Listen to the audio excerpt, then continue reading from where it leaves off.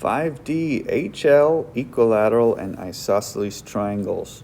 Okay, so first, if you look at this first diagram, we have two sides and a non-included angle. So you could think of that as ASS or SSA, which is in my list of theorems that do not work. However, if we have right triangles, then it actually does work, but we're going to call it the hypotenuse leg triangle congruence theorem. Okay, so in this case, triangle ABC and triangle DEF are going to be congruent by HL. We usually say HL for short, okay? And so hypotenuse leg, well, we've got the right angles, which make these right triangles. The hypotenuse is going to be the longest side of the triangle. It's also the side that's across from the right angle. So you only have a hypotenuse in a right triangle.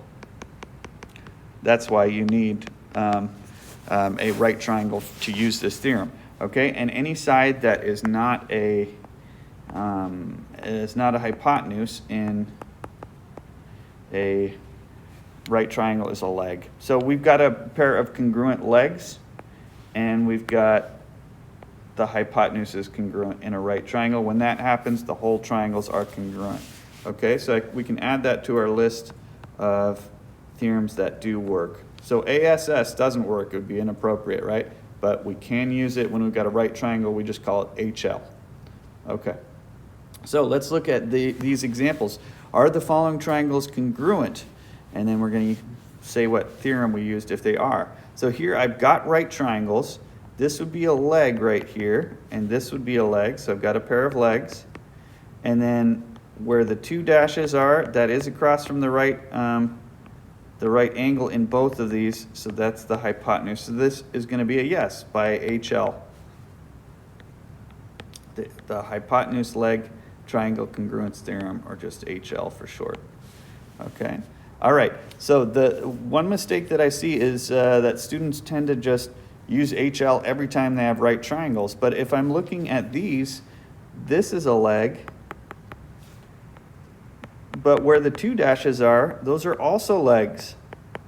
So HL doesn't work here. I don't have the hypotenuse here, right? So that's no good, okay? But that doesn't necessarily mean that they're not congruent triangles. So let's see if we can use one of the other theorems. So I've got two sides. I've got an included angle. If you talk about the right angles, if I say that these are congruent to each other, they both measure 90 degrees, so they are congruent, right? But I could say those are congruent by the right angles congruence theorem,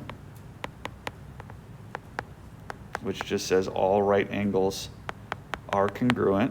So I used that. Now I've got enough to say that these are congruent triangles by SAS, two sides and an included angle. Okay, and my answer here is yes again. So these are congruent. You have to use right angles congruence theorem and then SAS. Okay. All right, let's take a look at a proof on the next page. Okay, so we're going to write a proof here. We've got our given info. That's the first statement, so I'm not looking at this too carefully yet. I know my first reason is going to be given because they have to give us something to get started. Okay, and that does match up with the given up above. So when I look at what we're trying to prove that two of these triangles are congruent, but there's actually a whole lot of different triangles in this diagram, so we want to make sure we're looking at the correct triangle. So we've got triangle WYZ, so I'm just going to color this one blue. WYZ would be this triangle, and then I'm trying to show that that's congruent to XZY. So XZY is over here, this red triangle, okay? So I'm trying to show that these overlapping triangles are congruent. Now, my advice when you have overlapping triangles like this is to draw them separately. It's just a whole lot easier to keep track of what is going on if you have separate triangles. So there is one of my triangles, and here is the other one. Okay, so they tell us that WY and XZ are congruent. And in the original diagram, that would be hard to mark that. But now that I've got these separated, it's pretty simple to show, okay, those two sides are congruent in my separated triangles. Okay, and then I've also got some some perpendicular line segments. So it says WZ is perpendicular to ZY. So that is going to mean that I'm going to have a right angle there. And likewise, it says that XY is perpendicular to ZY. That means those are at a right angle. So in the original diagram, got right angles in those two spots. Okay? So the reason I can say that those are right angles is because they told me that the segments are perpendicular. So this is going to be the definition of perpendicular. That's what perpendicular means. It means that they form right angles. Okay, you could write the word perpendicular, but I'm just using the symbol. Okay? And then now that we've shown that we have right angles in those triangles, we can say, hey, those are right triangles because that's the definition of a right triangle. It's a triangle with a right angle. Okay? All right, so now that I've said that these are right triangles, now HL is on the board. Okay? And when I'm looking at these, I do have the hypotenuse in both triangles. I've got right triangles, but I still don't have a set of legs. Okay? If you look at the next statement, it does give me another pair of parallel sides. But here's how you could do it if we didn't have it written in the statements. So anytime you have overlapping triangles, there's going to be either a shared side or shared angle. So if you look at the original diagram, this side is the bottom of both triangles. So that means ZY is congruent to itself. So now I can say, okay, this is congruent to itself, and that would be the reflexive property of congruence. This is where the reflexive property really shines when you have a shared side or angle in triangles. Okay, and now I've got enough to say that these triangles themselves are congruent by the hypotenuse leg triangle congruence theorem, or HL. Okay, all right, let's try, never mind, let's look at this. We've got an isosceles triangle here, and that means it's a triangle with exactly two congruent sides. Okay, so the non-congruent side, which is the bottom here, is called the base. Okay, and then the two angles that are attached to the base, so if this is my base, there's two angles that are touching that base, this angle and this one, and those are called base angles, or you could call them a base angle pair. Okay, those are base angles. The angle that's not attached to the base is called the vertex angle. So just a little vocab to get started with isosceles triangles. All right, so now let's look at the base angles theorem, sometimes referred to as the isosceles triangle theorem. So this says that if you have an isosceles triangle, meaning you've got two congruent sides, then you're also going to have two congruent angles. Okay, and the location of those congruent angles, they're the base angles, all right? So this would be the base over here, right? And also over here. So that means the two angles that are touching that base, these two are going to be congruent. Okay, this also has a converse, and it just says if you've got a triangle where there are two congruent angles, then there's going to be two congruent sides as well. And you can figure out which they are because, hey, this would be the base attached to those two angles, and then the two congruent sides are the ones that aren't the bases. They're also across from those congruent angles. That's another way you can remember. Okay, so there's the base angles theorem and its converse. Okay, there's a very similar theorem with equilateral triangles. If you've got an equilateral triangle, that means all three sides are congruent, then all three angles are going to be congruent as well.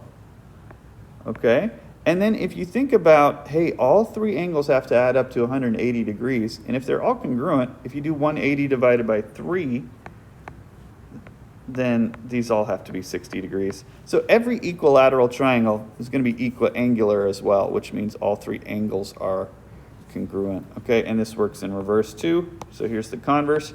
If it's equiangular, then it's also going to be equilateral. Okay, so those are our two theorems there. All right, so now let's use those theorems to solve for x in a couple of these.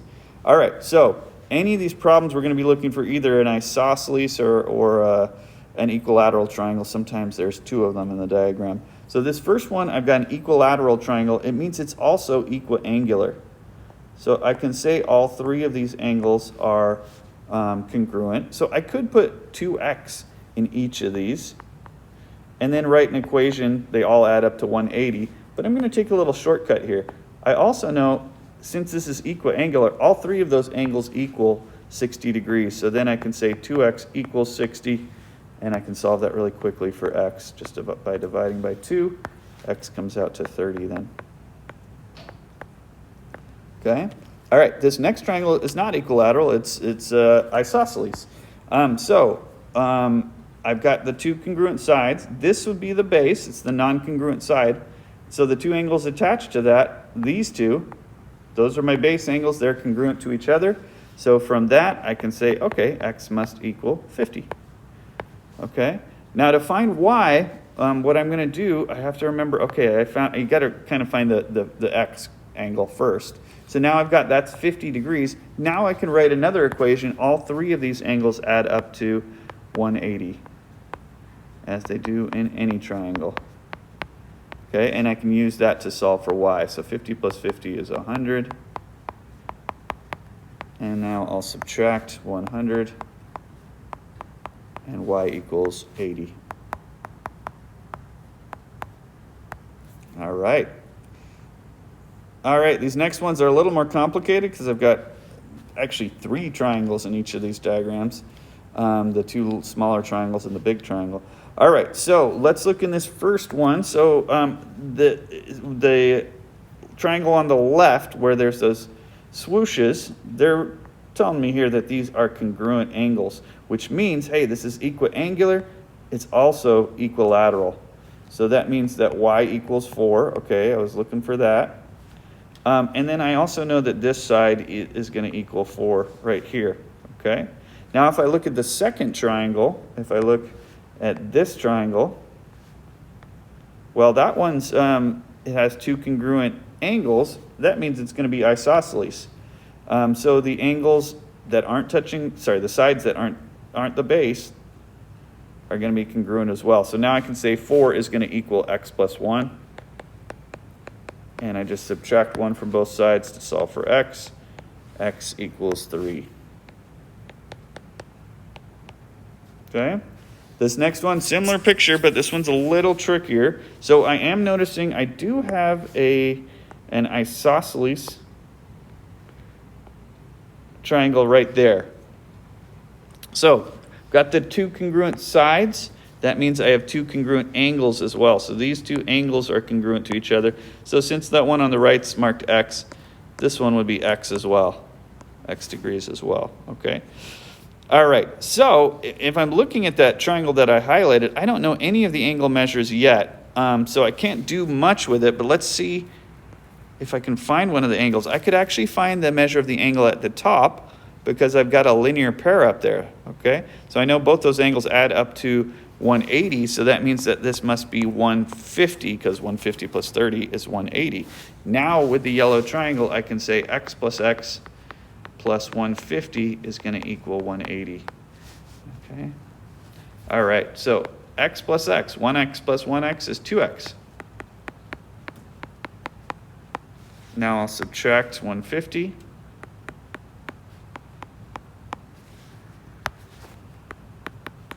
And divide by 2. X equals 15. Okay? All right. So there's a couple of ways that we could get y. There's 2 things we can do. We can look at the big triangle. We can look at this big right triangle because now we have x. So x equals 15. So now in the big triangle that I just colored green, I've got 2 of the 3 angles. So all 3 of them are going to add up to 180 again. Okay. Another thing you could do is take the 90-degree angle in the corner. And, well, actually, hang on, thinking about this. Yeah, I think I have to use the big triangle that I highlighted. I was thinking of another method, but I think that was a dead end. Okay, so I'm going to say then angle y plus 15 plus 90 equals 180. Okay, and then I'll combine the 15 and the 90 into 105. And I'll subtract 105 then. And y comes out to 75. Oh, I thought of the other method. Okay, I was confusing myself for a second. The other method, you could use this 15 degrees right in here to find the measure of that angle, right? Because 15 plus something equals 90, so this would be 75. Then you could use the smaller triangle with the y and the 30 and the 75. So that would be a different method to get there as well. Okay.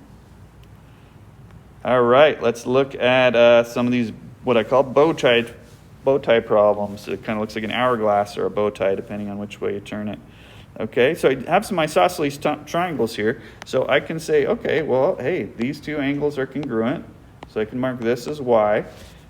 These two angles are congruent to each other. So those are both 55, okay? I also have congruent angles in the middle because I have vertical angles. So I've got the x, and then this would be x as well, okay? So I need to start with the bottom triangle here because the only angle I know is the 55 degrees, well, both of them now. But now I can say x plus 55 equals 180. So x plus 110 equals 180 then.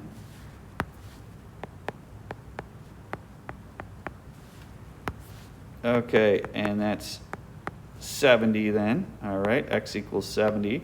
Now that I know that this is 70 degrees, well, I can say this is 70 degrees as well then, right?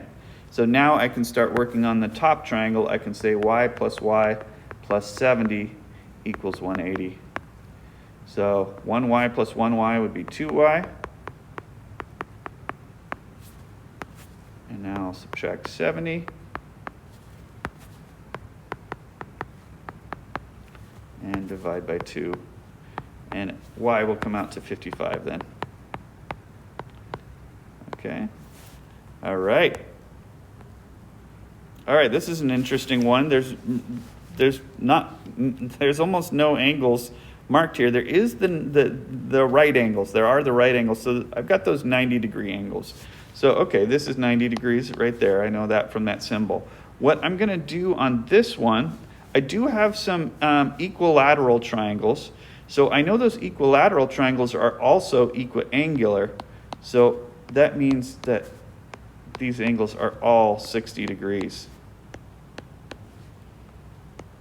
Okay? And now what I can do is look at this. So I know all of those angles. It's tempting to say, oh, x equals 90, they're vertical angles, but they're not actually vertical angles. They don't have intersecting lines for the x and the 90.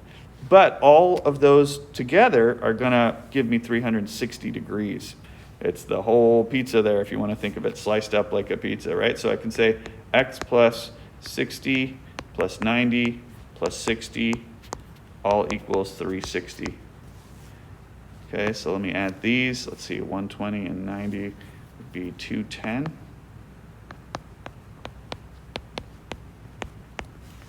And I'll subtract 210.